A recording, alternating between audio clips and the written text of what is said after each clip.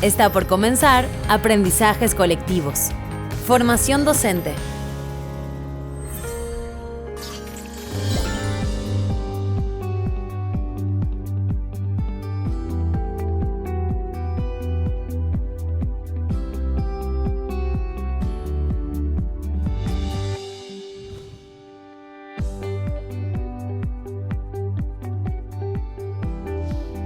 Hola, ¿cómo les va? Soy Milena Gimón y en este programa especial vamos a estar hablando de la educación en tiempos de cuarentena. Tendremos a un invitado especial que tiene propiedad en la palabra, justamente en desarrollar herramientas para la educación. ¿Comenzamos?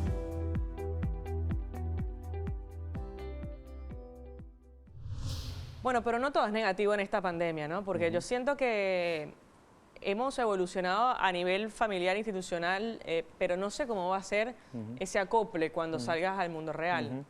Sí, yo creo que estamos teniendo vivencias muy fuertes, muy poderosas a nivel interno, institución. Yo estoy convencido que son en muchos casos vivencias transformadoras.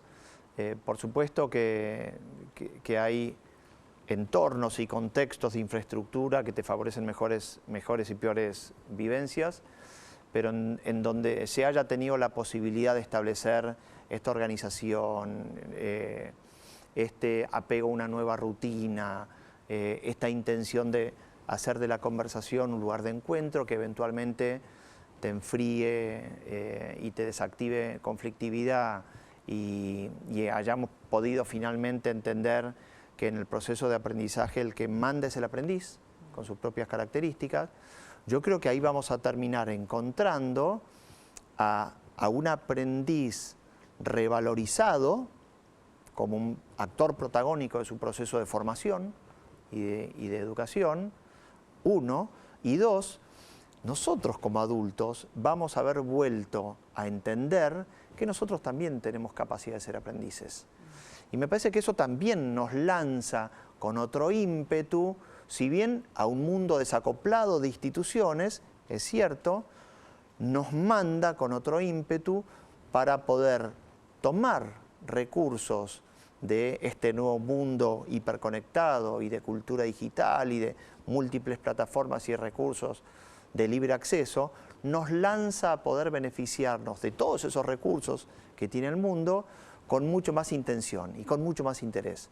Esos recursos los teníamos antes. Claro. YouTube nace en el año 2004-2005, no nace el año pasado. En YouTube ya hace 3-4 años se cargaban 500 horas de contenido por minuto. 500 horas de contenido por minuto. Tiene lo que uno desee. Por supuesto que no todo el contenido que hay ahí es interesante, pero por lo menos hay infinito más contenido que el que uno se imaginaría. Hay mucho profesor, mucho docente, mucho experto que hoy regala sus clases a través de sus canales de YouTube. Claro. Y no lo hace desde ahora. Julio Profe, un profesor de Colombia, de Medellín, desde el año 2010 tiene su canal para enseñanza de matemáticas a través de YouTube. Entonces, lo que probablemente haga esta pandemia es nos lance con otra intención y con otro interés a beneficiarnos de todo eso. Y me parece que ese mundo de la abundancia de recursos en la nube es un mundo que va a ser mejor aprovechado a partir de que nosotros hayamos sido transformados. ¿Y alguna herramienta? Porque bien lo decíamos y estábamos hablando y me parece muy interesante. Muchas instituciones, muchas escuelas abrieron sus bibliotecas, sus cursos gratuitamente. Sí. ¿Cómo aprovechar eso?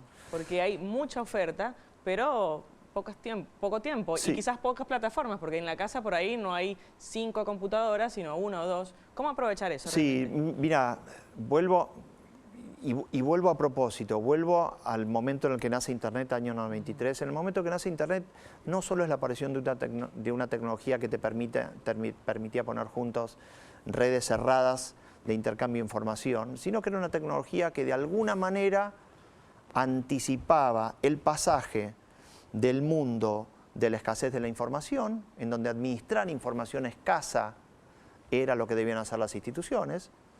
Por eso había el saber, era un saber disciplinar académico, por eso los editores, por eso los administradores de las páginas web. Las páginas web tenían un administrador, no existía ni siquiera en el primer momento el blogueo, mucho menos las redes sociales. Entonces Internet deja atrás esa etapa, la etapa de la información escasa, administrada, e inicia, y lo vemos ahora con mucha claridad, la etapa de la información abundante. La etapa de la información en donde la red le ofrece a tu escuela, a tu hijo y a vos infinita más información y contenido del que ustedes necesitan. Entonces la pregunta es, bueno, entonces ¿eso cómo se organiza? Entonces, ¿quién obra de un preselector / curador de contenido más en sintonía con lo que yo quiero? Porque cualquier cosa que yo hoy quiera en términos de formación y de aprendizaje, la red lo provee. Entonces, ¿cómo voy yo a ese contenido? Bueno, acá nace la figura del curador, que de alguna manera es el que te va organizando en formatos amigables contenidos consumibles y contenidos que están en la red. Entonces, la escuela, en el momento que se abre, toma conciencia de que el mundo hoy es mucho más atractivo en términos de recursos que lo que puede ofrecer una escuela. Y yo creo que esa es parte de la crisis de la escolaridad como política. La crisis de la escolaridad como política del Estado, pensemos en eso, en la escuela, el sistema escolar es el brazo ejecutado de un Estado que intenta formar a un ciudadano. Y lo intenta formar a un ciudadano para un tipo de colectivo y de comunidad que se desee formar. Y para hacerlo organiza recursos, prácticamente todos los recursos que hay, con mecanismos de preselección, definición y ensamble de esos recursos. En el momento que nace Internet, eso se rompe, porque los recursos se convierten en infinitos, literalmente, y de libre acceso. Y de libre acceso es cierto, hay que tener una tecnología para accesarlos, como dicen, para accederlos, pero esa tecnología cada vez está más al alcance de la mano de todo el mundo. Cuando se crea Internet, en el año 93, en el año 99 se hablaba de la brecha digital. La brecha digital decían, bueno, el mundo finalmente se va a separar entre los que tienen acceso a Internet y los que no tienen, porque para tener acceso a Internet tenés que pagar un servicio de un carrier mensual, tenés que tener un equipo que son caros, tenés que tener un lugar donde guardar tu equipo, con lo cual necesitas infraestructura mínima. Entonces, fin del siglo pasado se hablaba de la brecha digital, la digital divide. Decían, bueno, Internet está bueno, pero no es democratizante. Te va a separar a los hubs y los have-nots, los que tienen y los que no tienen. Eso ya hoy se barrió, hoy hay 5.000 millones de personas que acceden diariamente a Internet. ¿Por qué? Porque los instrumentos de acceso al contenido se han abaratado y se han multiplicado por N. Entonces ya hoy no tenés un inconveniente para acceder a los contenidos. Entonces, la escuela, al abrir y aceptar finalmente que la reacción de todos los proveedores de contenido del sistema educativo haya sido, tomá, acá tenés todos mis contenidos, usalos. Tenés todas mis plataformas para aprender inglés, para aprender matemáticas, para aprender mecánica, para aprender pintura, para aprender lo que quieras. Ahí los tenés, usalos. Se dan cuenta que efectivamente todo el contenido que ellos antes organizaban con un sistema educativo organizado pre-internet, finalmente todo ese contenido está abierto y disponible para que el Centennial ahora y el Alpha en breve puedan hacer el picking, el agarrar el contenido que quieran, armando su propia trayectoria, armando su propio trayecto de interés. Bueno, la escuela tiene ese inconveniente, que al abrirse se ha encontrado con este mundo que lo supera. Pero que lo puede ayudar desde un punto de vista, si lo sabe asimilar y si lo sabe utilizar esa herramienta para acompañar en la educación, pero para formar personas sociables, para formar una sociedad. A ver, la escuela tiene que adaptarse, ya está todo inventado prácticamente, y creo que hoy la escuela, como bien lo decías, te va a permitir que el niño se integre a una sociedad que está bajo unos parámetros comunes, ¿no? Sí, es cierto, la escuela se puede adaptar, no hay dudas de eso, se puede acomodar a este entorno, no hay dudas, pero para eso hay que cambiar drásticamente la tarea del docente. El docente, que históricamente es concebido como un transmisor de información protagónico, no cuestionado de alguna manera, no cuestionada no solo su autoridad, sino su saber, no desafiado dentro de la escuela, ese docente, frente a este centennial, tiene que correrse del lugar en el que está para acompañar al aprendiz en su nuevo proceso de exploración. Y acompañándolo al aprendiz, en vez de enseñándole y decirle qué tiene que aprender, cuándo, cómo y en qué ritmo, validado a través de cuál instrumento, en vez de eso, tiene que ponerse a un costado y decirle, exploremos juntos, yo voy con vos, yo te acompaño. Y mientras vayamos explorando juntos, charlemos. Conversame qué vas viendo, conversame qué no entendés, conversame qué te parece obvio, aceleremos si querés ir más rápido, detengámonos si querés parar y reflexionar. Es otra tarea, es otro rol. Es un rol de una persona, y yo creo que en eso sí, un adulto, docente, entusiasmado con el acto de aprender, entusiasmado con la idea de ver a un aprendiz florecer. Inspirar, además. Inspirarlo, entusiasmado con eso, y además enamorado de la época, que es la gran pregunta, Milena. ¿Está el docente enamorado de la época? Claro. ¿De esta época? Parece que quedó añejo a veces, ¿no? Y un docente que no pueda responder con contundencia, sí, obvio, porque esta época me ha dado miles de recursos que pensé que nunca iba a tener para aprender, para entender, para interactuar, para reinventarme, para reinventar a los otros, para desafiar, para competir solo, para co-crear. Miles de recursos. El docente que no está enamorado de la época difícilmente esté en capacidad de ponerse al costado del aprendiz, ¿no? para acompañarlo en ese recorrido. ¿La escuela se puede reinventar? Sí, solo sí, se reinventa el rol del docente de esa manera. Reinventar la escuela y el docente de esa manera, claro que la escuela tiene mucho para ofrecer, pero no es la escuela que tenemos en la cabeza, es otra. Sí. Llamémosla escuela si queremos, pero es otro proceso. Lo mismo que el hogar, ¿no? El hogar se tiene que reinventar, se está reinventando y también es propicio que nos deje herramientas para adaptar este hogar que estamos acostumbrados a utilizarlo durante muy poco tiempo, sí, durante nuestras vidas, pero esta pandemia se nos obliga a estar en estas cuatro paredes durante más tiempo. ¿Cuál es el mejor mecanismo para llevar el mundo a nuestros hogares? Mira, yo creo que ahí sí, efectivamente, el hogar está tironeado como nunca antes. Ese tironeo tiene que ver con... Y además, el acceso del mundo a ese hogar hoy es claro por dónde ingresa. Ingresa a través de Internet, no hay dudas de eso. Y los hogares que tienen dificultad para tener acceso a Internet tienen de alguna manera una restricción para que ese aislamiento tenga más contenido y tenga más posibilidades. Por eso, desde hace 10 años, los gobiernos en el mundo, arrancando el año 2008 en Uruguay, pero también en el 2010 en Argentina, me tocó participar de un programa de ellos, los gobiernos han intentado acercar tecnología, conectividad, netbooks, ¿no?, a la escuela para que la escuela lleve algo de eso al hogar. Era lo que se intentaba, se intenta con mejor o peor éxito desde hace mucho tiempo. Pero esto me conecta con la pregunta tuya. En el hogar hoy tironeado, hay un caño grande ¿no? Es como un caño combustible que es Internet, ¿no? El Internet trae contenido y el contenido es el que abre múltiples oportunidades. Ese contenido, el acceso a ese contenido cuando se da, ocurre desde plataformas y las plataformas son las terminales.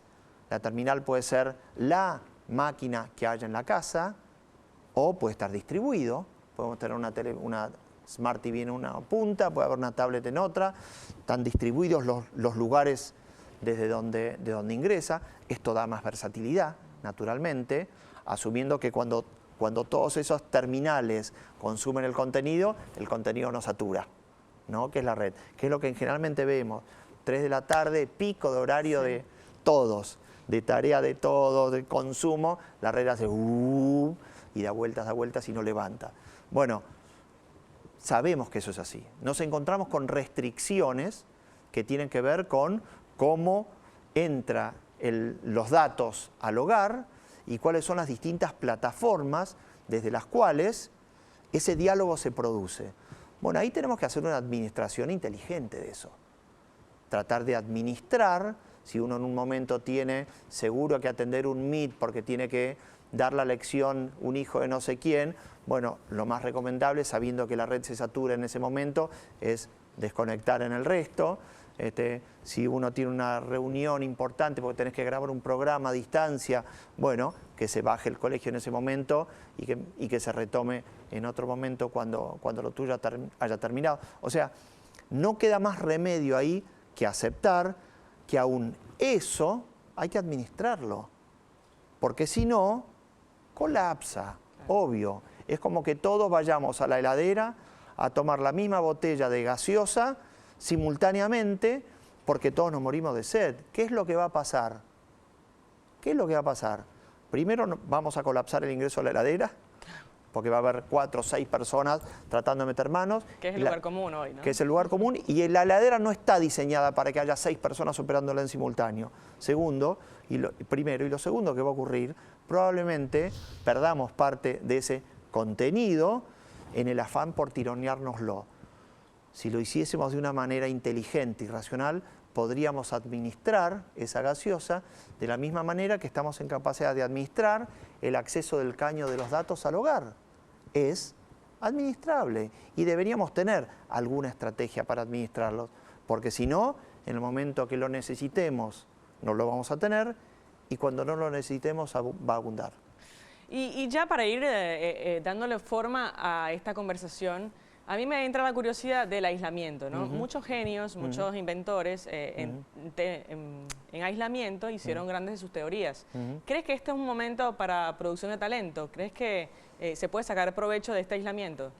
No, yo creo, a ver, yo creo que en términos de teorías del aprendizaje, sí ha habido mucha evidencia empírica en años recientes de que estudiar en forma remota te permite lograr aprendizaje de calidad equivalente a si estuvieses estudiando de manera presencial, 1, y 2, no te convierte en un ermitaño. Ya hay pruebas, pero voluminosas, de personas que han completado toda su escolaridad en formato homeschooling.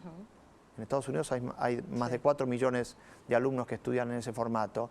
Y cuando esas personas, supuestamente era uno de los argumentos que desaconsejaba el homeschooling, que era, guarda, porque el que se acostumbra a estudiar en su casa, después va a ser un raro, ermitaño, y no va a perder su capacidad social. Bueno, ya se sabe que personas que han completado su escolaridad en ese formato llegan a la universidad presencial e interactúan con total normalidad y logran rendir igual o mejor de lo que rindieron pares de características equivalentes que completaron su escolaridad normal. ¿Qué es lo que te quiero decir con esto?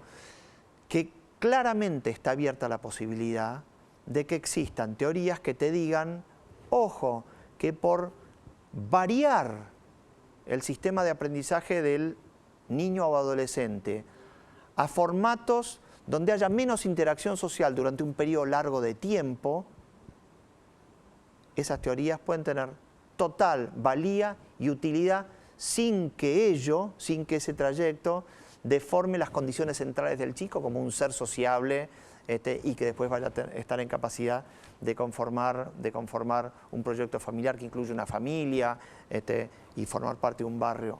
Entonces, yo digo, está abierta esa discusión y es totalmente factible que así ocurra. El sistema Montessori es un sistema viejísimo, y el sistema Montessori se va acompañando a los chicos desde que ingresan a los 3 años al sistema, se va acompañándolo al niño para que el niño desarrolle, de alguna manera, con independencia de lo que hacen sus compañeros, desarrolle su propio interés en una temática. Desde los 3 años se hace. El niño se recibe en la escuela, se lo acompaña y ahí se permite que el chico interactúe con su distinto rinconcito. El rinconcito de los caballos, el rinconcito de la lectura, el rinconcito donde está la muñeca que la bañan, el rinconcito de las figuras geométricas con las que juegan a manualidades. Y mientras tanto, ese niño en la práctica está aislado, no está interactuando con otros chicos. ¿Por qué hace esto el sistema Montessori? Porque al hacerlo está reforzando primero el interés del chico por su propia temática. Ojo, lo que me interesa es algo a lo que le puedo dedicar tiempo. Segundo, la capacidad de concentración. Extiende en el chico la capacidad, a través de haberle permitido ir hacia su propio interés, le permite al chico poder estar más tiempo dedicado en aquello que le interesa y con eso extender su capacidad de concentración, que es esa capacidad de concentración que decíamos antes que los chicos tienen cuando por ahí juegan a la Play. Sí. ¿Cómo es posible que chicos que decimos que no tienen capacidad de concentrarse pueden estar 4 o 5 horas seguidas jugando un juego? ¿Tienen o no tienen capacidad de concentrarse? Sí la tienen, para lo que ellos quieren. Claro. Entonces, el sistema Montessori trabaja mucho sobre quién sos vos, qué te interesa, dale, haz lo que te interesa. Eso, aun cuando estés en un sistema de escolaridad donde hay otros, de alguna manera te trabaja en forma aislada. Es lo mismo que estamos diciendo acá. ¿Se puede una persona trabajada en forma aislada convertirla en un genio? Obvio, naturalmente que sí, naturalmente que sí. Ha sido muy enriquecedor esta charla, me encantó hablar contigo y por supuesto esperemos tenerte en otra oportunidad, Juan. Muchas gracias, Milena, un placer.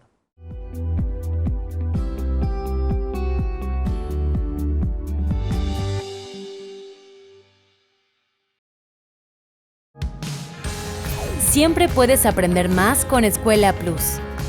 Ingresa a escuelaplus.com para descubrir más contenidos y materiales complementarios. Síguenos en nuestras redes sociales. Sé parte de la comunidad Escuela Plus.